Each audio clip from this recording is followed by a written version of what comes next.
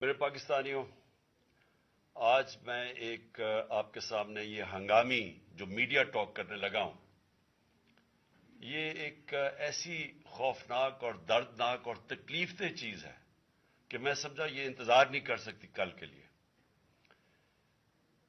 میرے ساتھ جاوید علی بیٹھے ہوئے ہیں، ایک طرف عثمان ڈار جو ہمارے سیال کوٹ کے پریزیڈنٹ ہیں۔ میں ذرا اب آپ کو صرف بتانا چاہتا ہوں کہ یہاں ہو کیا رہا ہے اس ملک میں۔ میں اپنی قوم کو آگاہ کرنا چاہتا ہوں کہ پاکستان کو کس طرح ایک بنانا ریپبلک بنا دیا گیا ہے۔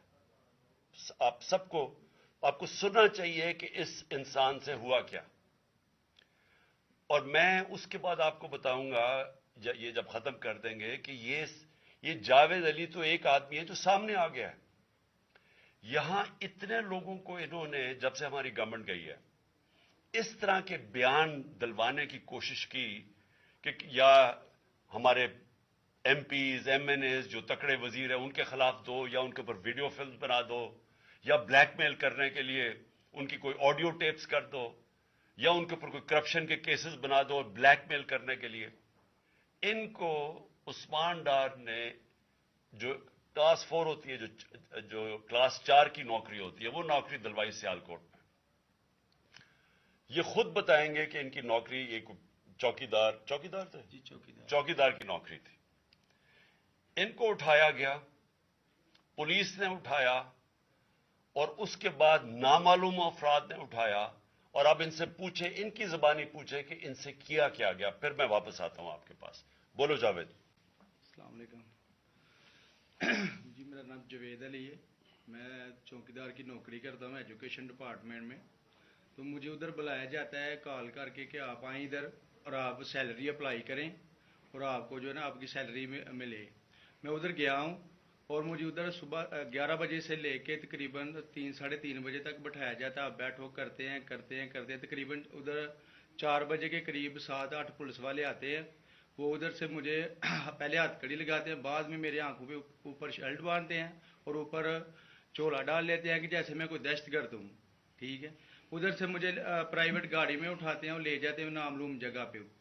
ادھر جا کے میرے اوپر مارک چڑھا ہوتا ہے، آنکھیں باندھی ہوتی ہیں، تقریباً 7-8 بندے ہوتے ہیں وہ جو مجھے جاتے فرش پہ لٹا دیتے ہیں اور مارنا شروع کر دیتے ہیں کہ تم نے عثمان ڈار نے تم سے کتنے پیسے لیے نوکری دلوانے کے لیے۔ میں کہتا نہیں دیے، پھر بھی مجھے دوسری دفعہ کبھی الٹا لٹکا دیتے ہیں کہ مانو تم نے عثمان ڈار کو پیسے دیے ہیں، کانٹریکٹر سے لے کے پیسے دیے ہیں۔ جب نہیں مانتا تب بھی مجھے کبھی سیدھا لٹکا دیتے ہیں، کبھی الٹا لٹکا دیتے ہیں۔ اور بعد میں جب میرے مثلاً کہ کبھی اینٹ ادھر سے اینٹ اٹھاتے ہیں، اسے دھاگے سے میرے نازک حصوں میں باندھ دیتے ہیں کہ مانو تم کانٹریکٹ سے پیسے لے کے عثمان ڈار کو دیتے ہو۔ کپڑے اتارتے ہیں، بتاؤ۔ بعد میں مجھے ننگا کرتے ہیں، کپڑے اتارتے ہیں، کپڑے اتار کے ادھر فرش پہ بٹھا دیتے ہیں کہ مانو تم نے عثمان ڈار کو پیسے دیے۔ جب نہیں مانتا تو پھر ادھر سے کہتے ہیں کہ ایک ڈالا بھیجو، اس کی بیوی کو اٹھاؤ، اس کے بچے کو اٹھاؤ اور ادھر اس کو لا کر اس کو برہنہ کرو، اس کی ویڈیو بناؤ، فیس بک پہ ڈالو اور بلیک میل کرو۔ تب ادھر سے جا کے جب میری فیملی آئی تب میں ادھر سے ٹوٹا، ان کے آگے رویا کہ اب آپ بتائیں کہ میں نے کیا کرنا ہے۔ اس نے کہا کہ آپ 134 کے بیان دیں، اور یہ کمنٹ میرے کہہ رہے ہیں کہ آپ نے یہ پیسے ٹھیکیداروں سے لے کے عثمان ڈار کو دی۔ یہ بتائیں آپ کہ کوئی یہ سب چپ ہو جاتے تھے جب کوئی آتا تھا ایک ادھر آدمی؟ جب میری تو آنکھیں باندھی ہوتی تھی، ٹھیک، اس وقت جب کوئی آتا تھا ادھر کوئی افسر آتا تھا، یہ کہتے تھے کہ بڑے صاحب آ گئے ہیں، اور سب سائلنٹ ہو جاتے تھے۔ جب وہ آتا تھا سب سائلنٹ تھا، اب ٹھیک ہے لگے رہو، کرتے جاؤ، لگے رہو، یہ بات۔ میں اب آپ کے سامنے یہ جو جاوید علی نے بات رکھی، یہ ہر طرح ہم کنفرم کر سکتے ہیں۔ قرآن کے اوپر ہاتھ رکھنے کے لیے میرے سامنے تیار تھے۔ یہ عثمان ڈار کو پھنسانے کے لیے، اس کو کرپشن کیسز میں لانے کے لیے، یہ ساری چیز، یہ جو اس سے 164 کا بیان دلوایا گیا، اور پھر بیوی بچوں کو ساتھ والے کمرے میں لا کے ان کو کہا کہ اس کو ننگا کریں گے۔ یہ سیدھی بات بتائے، بیوی کو کہا کہ اس کو ننگا کر کے اس کی تصویریں بنائیں گے اور پھر فیس بک پہ چلائیں گے۔ میں آج اپنی بڑے रिस्पेक्ट से मैं अपनी अदलिया से, मैं अपनी चीफ जस्टिस साहब से कहना चाहता हूं कि देखें, मैं अब से नहीं, जब से हमारी हुकूमत गई है, मैं तब से कहता रहा हूं कि हमारे बुनियादी हकूक की हिफाजत कौन करेगा। शहबाज गिल को उठाया, उसको टॉर्चर किया गया, उसको नंगा किया गया, उसको लटकाया गया ऊपर, उसको मारा गया, उससे बयान दिलवा रहे थे कि इमरान खान के खिलाफ स्टेटमेंट दो, जो इसको कह रहे थे उस्मान डार के खिलाफ स्टेटमेंट दो।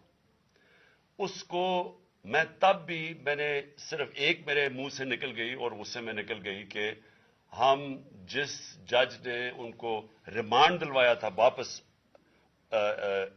शहबाज गिल को वापस जेल में, जब वो टॉर्चर हुआ था, तो मैंने कहा कानूनी कार्रवाई करेंगे। मेरे ऊपर कंटेम्प्ट नोटिस किया गया, लेकिन कोई, किसी ने, एक कस्टोडियल टॉर्चर सारी दुनिया के अंदर मना है, कस्टोडियल टॉर्चर के ऊपर कुछ नहीं हुआ। फिर आजम स्वाति को उठाया गया और सारी कौम के सामने, जो आजम स्वाति ने अपने जुबान से बताया कि उसे किया क्या गया, एक ट्वीट के ऊपर, उसका सिर्फ एक ट्वीट कर दी थी उसने कि NRO 2 बाजवा ने दिया, जो सब कौम जानती है। उसके ऊपर जो उससे किया गया, फिर वीडियो भेजी गई उसकी बीवी और उसकी बेटी को।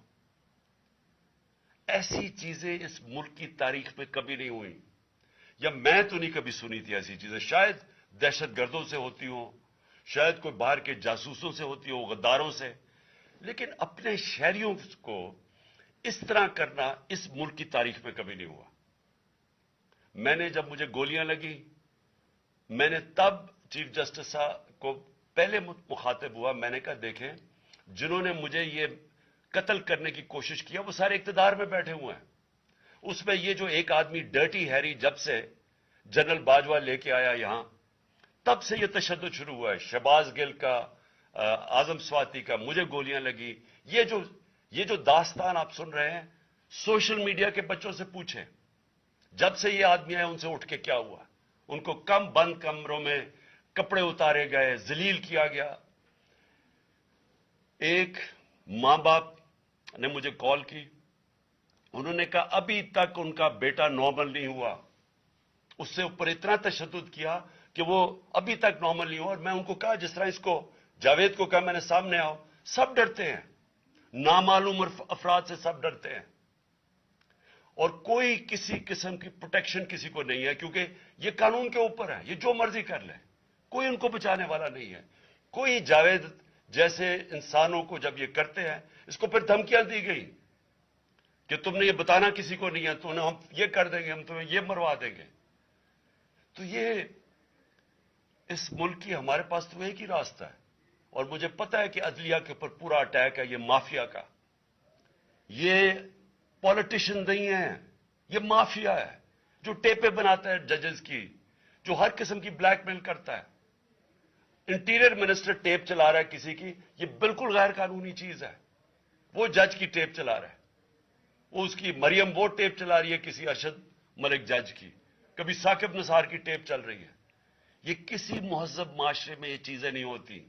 ये कंट्रोल के लिए, अदलिया को कंट्रोल के लिए सिर्फ ये सारे हरबे इस्तेमाल किए जा रहे हैं। मैं आज इस प्लेटफॉर्म से अपने चीफ जस्टिस और अपनी हायर जुडिशरी को, उम्मीद तो सिर्फ आपसे रह गई है। इस वक्त जो जिस तरह का जुल्म किया जा रहा है, ये नामालूम अफराद जो कर रहे हैं इस मुल्क के साथ, और खास तौर पे जो डर्टी हैरी है, मेरी सारी, इन्होंने, ये कैसे हो सकता है कि मेरी जो सारी JIT की रिपोर्ट थी, जो उन्होंने फोरेंसिक एविडेंस जमा की हुई थी, वो सारी खत्म कर दी है। उन 4 ऑफिसर्स को फिर ऊपर बैठा दिया जिनके ऊपर प्रोसिक्यूटर जनरल ने कहा था कि इन्होंने मेरी JIT की एविडेंस सैबोटाज करने की कोशिश की। उसने टेररिज्म कोर्ट को बताया है, उनको वापस लाके ऊपर बैठा दिया है। यानी उससे इंसाफ मिलेगा? सारी एविडेंस खत्म कर दी है, तो हमें किधर जाएंगे हम? मेरी रिक्वेस्ट है चीफ जस्टिस साहब, ये जावेद अली की, इसके ऊपर सोट मोटो एक्शन लें, पता चलाएं कि ये कौन लोग हैं। और ऊपर से उसने नामालूम अफराद ने, इसने सुना कहते हुए कि पुलिस के ऊपर सारा इल्जाम लगाना, पुलिस को पंचिंग बैग बनाना, اور کچھ نہ کہنا، نہیں تو ہم تمہیں یہ کر دیں گے، مار دیں گے.